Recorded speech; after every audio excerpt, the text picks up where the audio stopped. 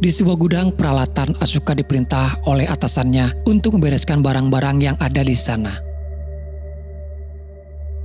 Tak lama kemudian datang Komori-san, rekan kerjanya yang baru tiba di kantor.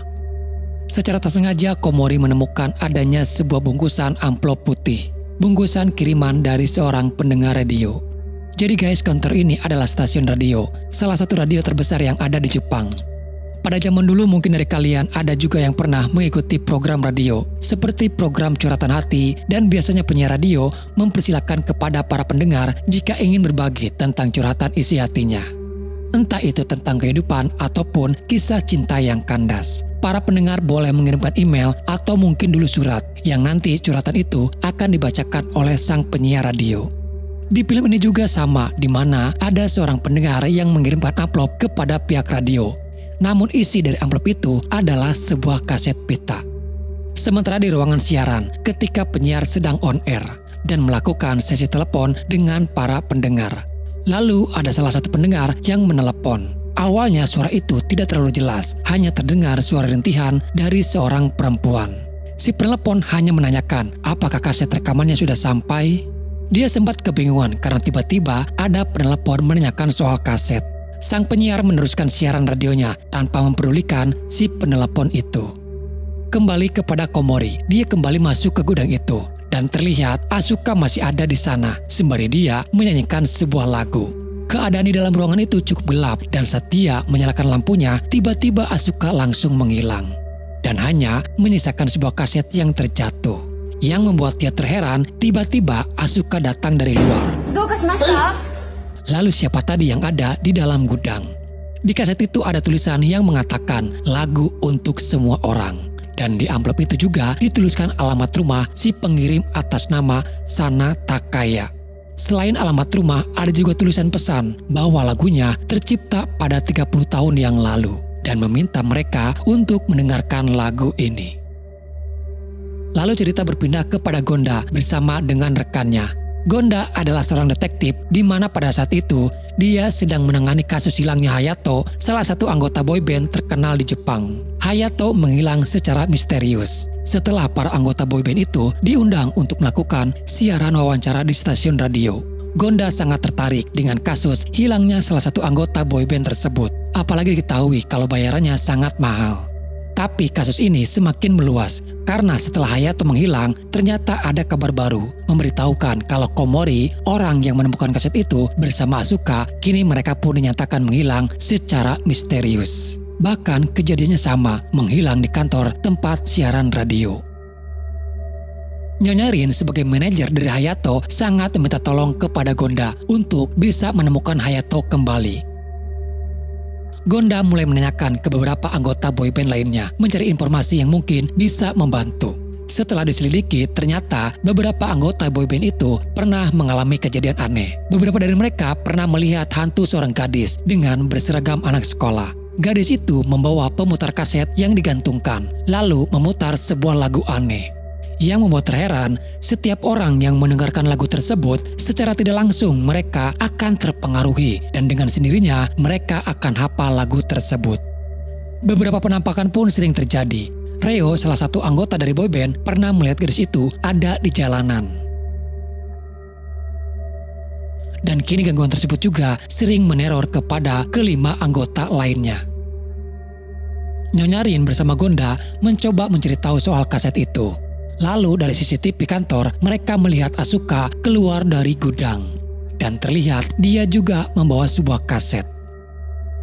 Namun lagi-lagi Asuka pun dikabarkan menghilang secara misterius. Di stasiun radio itu mereka semuanya berkumpul. Salah satu dari mereka berhasil menemukan kaset tersebut bersama amplop yang mereka temukan di meja kerjanya Asuka. Mereka lalu mencoba memutarkan kaset itu.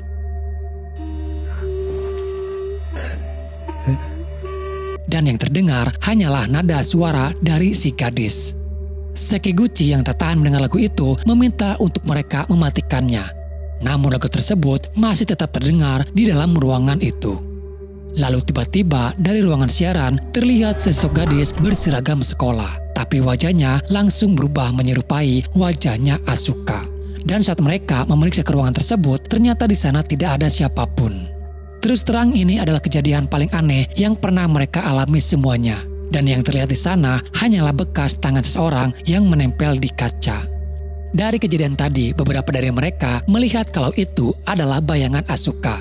Namun berbeda dengan apa yang dilihat oleh Nyonya Rin. Jelas-jelas Nyonya Rin melihat ada gadis memakai seragam sekolah. Dan apa yang dilihat oleh Nyonya Rin itu juga pernah dialami oleh Sekiguchi dan Yuta sebelumnya.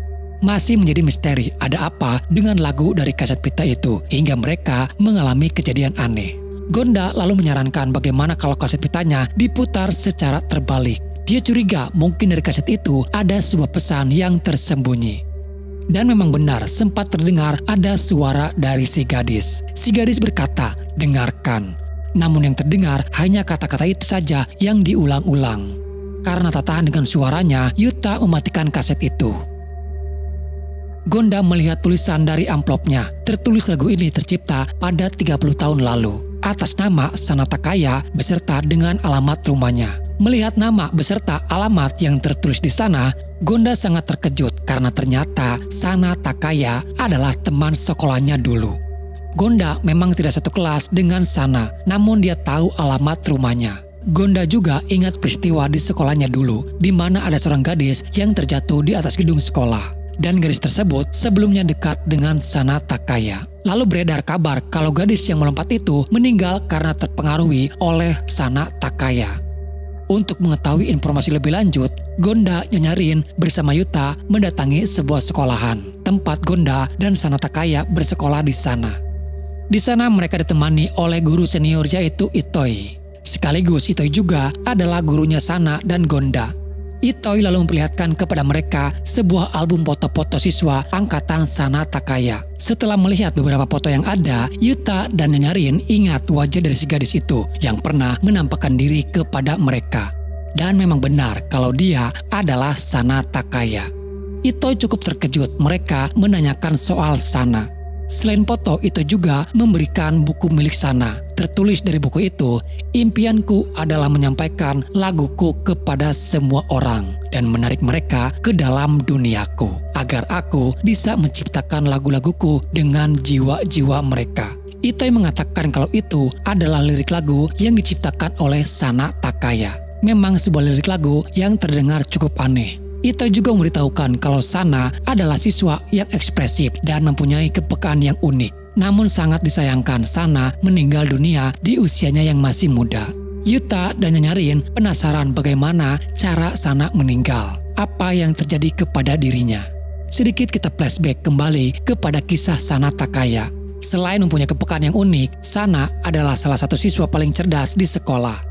Pada suatu hari, Itoi melihat Sana terlihat tidak seperti biasanya. Wajahnya nampak murung, seperti tidak semangat bersekolah. Itoi mencoba mendekati, mencari tahu apa yang terjadi. Pada waktu itu, Sana mengatakan kalau dia sudah tidak pantas untuk hidup. Sana bercerita kalau ibunya sudah tidak menginginkan keberadaannya. Itoi cukup terkejut tiba-tiba Sana berkata seperti itu. Semenjak saat itulah sikap Sana mulai berubah. Bahkan dia juga dijauhi oleh teman-teman sekelasnya. Lalu Itoi juga pernah memergoki Sana yang sedang merangkak di bawah lemari seperti ingin mengambil sesuatu. Namun yang membuat Itoi terkejut, terlihat kedua tangannya sudah berlumuran darah karena dia memaksakan tangannya masuk ke bawah lemari itu hanya karena bukunya yang disembunyikan oleh teman-teman sekelasnya. Dan buku itu berisi lirik lagu yang dibuat oleh Sana sendiri. Suatu tragedi mengerikan pun terjadi di mana ada siswa di sekolah yang jatuh dari lantai gedung. Banyak rumor mengatakan bahwa kematian siswi itu karena mendengarkan lagunya Sana Takaya. Namun pada saat itu rumor tersebut tidak masuk di akal dan hanya sebatas rumor saja. Lalu pada suatu hari Sana menelepon Itoi. Sana meminta tolong tentang ayah dan ibunya dengan nada suara yang sangat ketakutan. Tapi karena teleponnya terputus, Itoi tidak tahu apa yang sebenarnya terjadi. Takut terjadi sesuatu, Itoi berinisiatif untuk datang ke rumah kediaman Sana. Dan sesampainya di sana, betapa terkejutnya dia karena ternyata Sana telah meninggal dunia bersama dengan pemutar musiknya yang masih berada di atas tubuhnya. Kedua orang tuanya pun tampak syok melihat Sana sudah meninggal. Itoi tidak tahu apa yang terjadi sebenarnya. Namun semenjak saat itu, dia sudah tidak pernah datang ataupun bertemu dengan kedua orang tuanya Sana. Penyelidikan yang dilakukan Gonda sempat buntu, namun ketika dia mencoba memutarkan kembali kaset itu sampai habis, mulai terdengar ada suara Sana Takaya berbicara, walaupun hanya setengah-setengah. Lalu terdengar ada suara kucing kesakitan.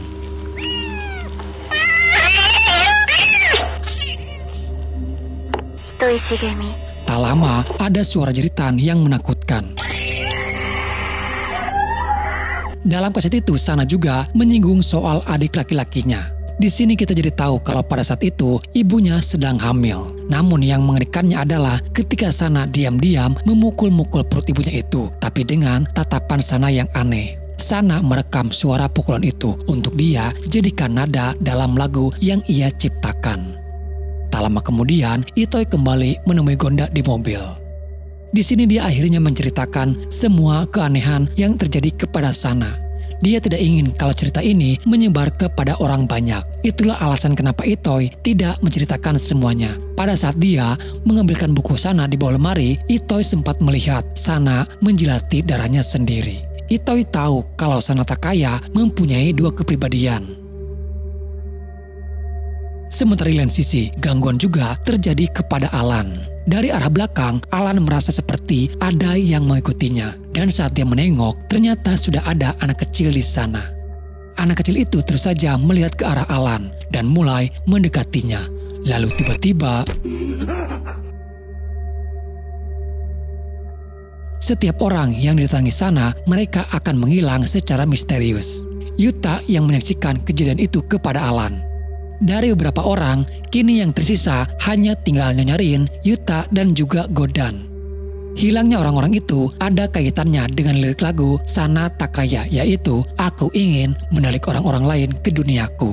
Untuk penyelidikan, mereka kembali ke rumah kediaman keluarga Sana Takaya. Sebelumnya, rumah itu memang sudah kosong. Orang tua Sana pun tidak diketahui keberadaannya. Persis di depan tangga menuju ke kamar Sana Takaya. Tak sengaja Yuta melihat dari arah cermin ada bayangan yang menunjukkan kepada kejadian yang terjadi di rumah ini. Terlihat sebuah kabel menjulur keluar dari arah kamar Sana. Ayahnya sempat menanyakan soal kabelnya. Lalu Sana menjawab kalau kabelnya tersangkut di pintu hingga pintunya terkunci. Dan Sana meminta kepada ayahnya untuk menarik kabelnya. Tanpa curiga, ayahnya mencoba untuk menarik kabel itu. Bahkan ibunya pun ikut membantu menarik kabel tersebut. Mereka tak sadar kalau kabel itu terikat ke tubuhnya Sana. Dengan menarik paksa kabelnya, itu sama saja mereka mewafatkan Sana. Sementara di sana, Nyonya Rin yang menyaksikan kejadian tersebut. Spontan dia langsung masuk ke kamarnya Sana, bermaksud ingin menghentikan kejadian itu. Tapi tiba-tiba pintu kamar itu langsung tertutup. Tak lama kemudian, pintunya terbuka kembali dan terlihat ada bayangan tubuh seseorang yang tak lain itu adalah arwahnya Sana Takaya. Sana yang masih menggunakan seragam sekolah dengan membawa pemutar kaset rekamannya yang tergantung di lehernya. Sementara di lain sisi, kita juga diperlihatkan kepada Nyonya Rin yang seperti berada di alam berbeda. Dia mencoba menolong Sana, namun sudah terlambat. Mereka berdua pun sama-sama terjatuh. Yuta dan Gonda yang tahu kalau Nyonya Rin berada di atas, namun terdengar ada suara gaduh di balik pintu itu. Dan ternyata Nyonya Rin sudah ada di sana bersama dengan pemutar kaset miliknya Sana. Dengan Nyonya Rin mendapatkan pemutar kaset itu, kutukan dari roh Sana pun berakhir. Orang-orang yang menghilang pun akhirnya mereka kembali dengan sendirinya. Ternyata untuk menghentikan kutukan dari lagu itu adalah harus menggunakan pemutar kaset miliknya Sana. Karena dari media pemutar kaset itulah kutukan lagu Sana tercipta. Kaset itu juga sengaja disebar agar bisa mendapatkan jiwa-jiwa manusia lainnya. Namun untung saja Nyonya Rin, Gonda, dan Yuta berhasil menghentikan semua kutukan ini. Hingga kutukan tersebut tidak menyebar dan tidak banyak memakan korban jiwa. Lalu di sini akhirnya film pun selesai.